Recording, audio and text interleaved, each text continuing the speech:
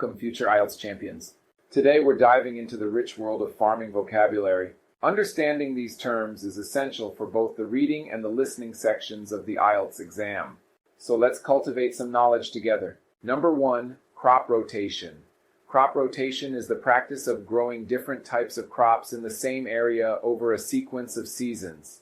This helps maintain soil fertility and reduces the risk of pests and diseases. Number 2, livestock. Livestock refers to domesticated animals raised on a farm for various purposes, such as meat, milk, or wool. Common examples include cows, chickens, and pigs. Number 3, irrigation. Irrigation is the artificial application of water to land or soil to assist in the growth of crops. It ensures that plants receive adequate moisture, especially in dry regions. Number 4, harvest. Harvest is the process of gathering mature crops from the fields. This can include fruits, vegetables, and grains. It's a crucial step in the agricultural cycle. Number 5, fertilizer.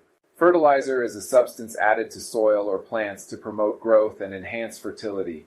It provides essential nutrients that may be lacking in the soil.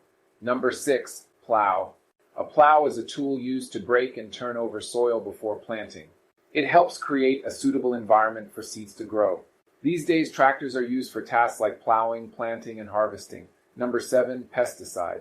Pesticides are substances used to control or eliminate pests that can harm crops. They play a vital role in protecting the harvest. And there you have it. You've just harvested a wealth of farming vocabulary. These terms not only enhance your language skills, but also deepen your understanding of the agricultural world.